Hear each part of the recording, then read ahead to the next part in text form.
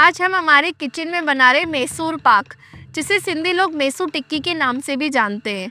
असल में इसका आविष्कार लगभग 100 साल पहले मैसूर के राजा के यहाँ हुआ था।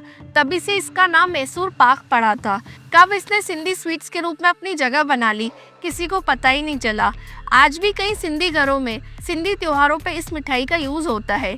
और आपको एक जानकारी और दे दूँ, इस मिठाई की लाइफ 1 महीने से ज़्यादा होती है। तो आइए हम बनाते हैं मैसूर टिक्की, जिसे बनाने में लगभग थोड़े बहुत ही घर के सामानों का यूज़ होता है। लगभग 800 ग्राम मैसूर पाक बनाने के लिए हम लेंगे 125 ग्राम बेसन और 25 ग्राम मैदा। टोटल हमारा बैटर हो गया 150 ग्राम। साथ ही में हमने लिए 350 ग्राम चीनी, 150 ml पानी चीनी को मेल्ट करने के लिए, क्योंकि हमें चाशनी एक तार की बनानी है। 500 ग्राम हमने वनस्पति घी लिया है। आप चाहे तो देसी घी ले सकते हैं। वनस्पति घी को ही लोग डालडा घी बोलते हैं, इसलिए आप कंफ्यूज मत होइएगा। साथ ही में हमने लिया 250 ml ऑयल। इस रेसिपी में 2:1 का रेशो रखना है घी और ऑयल में। ये पूरा घी और ऑयल यूज़ नहीं होगा, पर आप आगे रेसिपी में देखते जाइएगा कि हमने इतना सारा क्यों लिया है। साथ ही में हमने येलो फूड कलर ले लिया है, जिससे हम अपने मैसूर पाक को अच्छा कलर देंगे। 4 से 5 हमने इलायचियाँ ली है, जिनको हमने कूट लिया है। आप चाहे तो मार्केट से इलायची पाउडर भी ले सकते हैं। आइए अब चलिए बनाते हैं मैसूर पाक। सबसे पहले जो हमने कढ़ाई में 500 ग्राम वनस्पति घी लिया, उसको हम गैस पे चढ़ाएंगे। साथ ही में हम उसमें 250 ml ऑयल भी मिक्स करेंगे। याद रखिएगा, ऑयल बिल्कुल आपको गर्म चाहिए, जैसे कि उसमें धुएं निकलते हुए दिखे।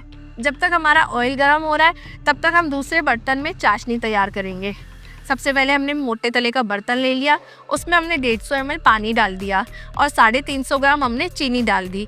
चीनी हम स्लो गैस पर ही मेल्ट करेंगे, हाई पे नहीं करेंगे, क्योंकि आपको इस रेसिपी में घी और ऑयल बिल्कुल गर्म चाहिए होगा। आप देख सकते हैं कैसे धुएं निकलते हुए दिख रहे हैं। जब तक हमारी चीनी मेल्ट हो रही है, तब तक हम कंटेनर तैयार कर लेते हैं, जिसमें ये मैसूर पाक उतारना है। कंटेनर में हम अच्छे से ग्रीसिंग कर लेंगे, जिससे कि मैसूर पाक चिपके नहीं। हमारा कंटेनर रेडी हो चुका है। अब बारी है जो हमने बेसन और मैदा लिया था, उसके घोल को तैयार करने के लिए।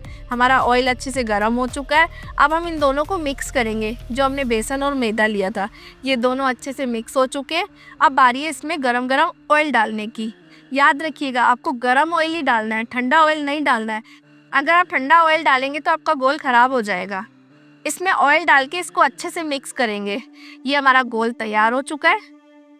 अब चलते हैं चाशनी की तरफ। सबसे बड़ी बात, मैसूर पाक बनाने के लिए आपको दोनों गैस एंड तक ऑन रखने होंगे। हमारी एक तार की चाशनी बनकर तैयार हो चुकी है। अब बारी है इसमें फूड कलर मिलाने की। इसमें हम डालेंगे येलो फूड कलर, जिससे कि हमारे मैसूर पाक को अच्छा कलर मिल सके। और इसी में हमने जो 4 से 5 इलायची ली थी, वो मिक्स कर लेंगे। ये हमारी चाशनी में फूड कलर और इलायची पाउडर अच्छे से मिक्स हो चुका है। अब बारी है इसमें जो हमने बेसन मैदे का घोल तैयार किया था, वो डालने की। गैस की फ्लेम आप बिल्कुल लो कर दीजिए और इसे अच्छे से मिक्स करेंगे, जिससे कि कोई भी लम्स ना हो। याद रखिएगा, गैस की फ्लेम आपको बिल्कुल लो रखनी है। हाई रखोगे तो बेसन जल जाएगा और उसमें गुठलियाँ भी पड़ जाएगी।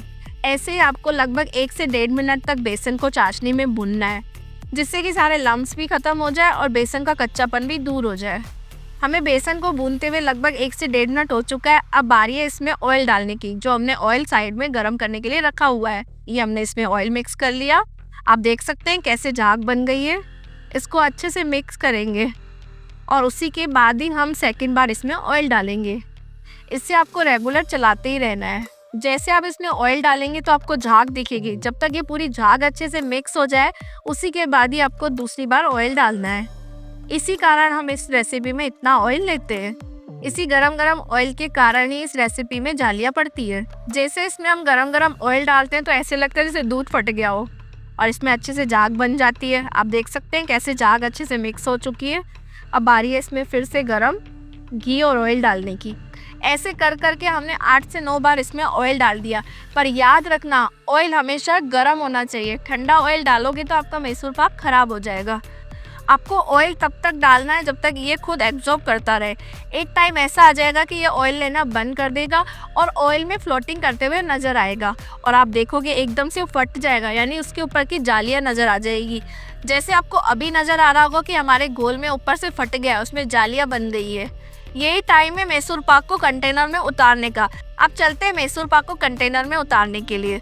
जैसे हम बैटर उतार रहे हैं कंटेनर में तो वो फूल के बाहर निकल रहा है और साइडों से भी लग गया, और जो भी एक्स्ट्रा ऑयल था वो बैटर के साथ बाहर निकल रहा है और कुछ ऑयल उसमें अभी है। हम देखेंगे लगभग 1 से 2 मिनट में ऊपर की लेयर टाइट हो गई है।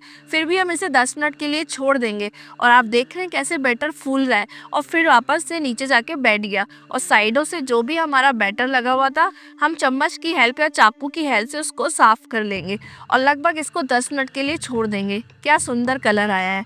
हमारे बैटर को 10 मिनट हो चुके हैं। अब 10 मिनट बाद हम बैटर में से जो एक्स्ट्रा ऑयल था वो साइड से निकाल लेंगे। देख रहे हैं आप कैसे सारा ऑयल निकल रहा है। जो भी हमने एक्स्ट्रा ऑयल लिया था पहले वो देखिए आप कैसे निकल रहा है।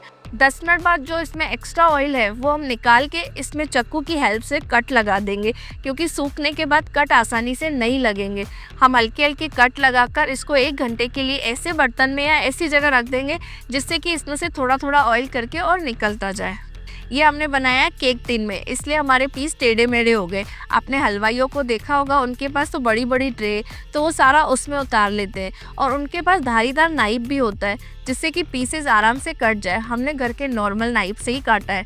हमने सारा मैसूर पाक कंटेनर में से निकाल लिया है।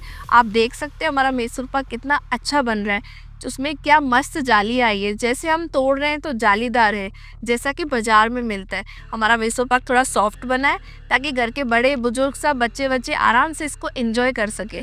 आप देख सकते हैं हमारा मैसूर पाक तैयार हो चुका है। ऐसी रेसिपी के लिए मेरे चैनल को फॉलो कर दीजिए। मिलते हैं एक नई रेसिपी के साथ।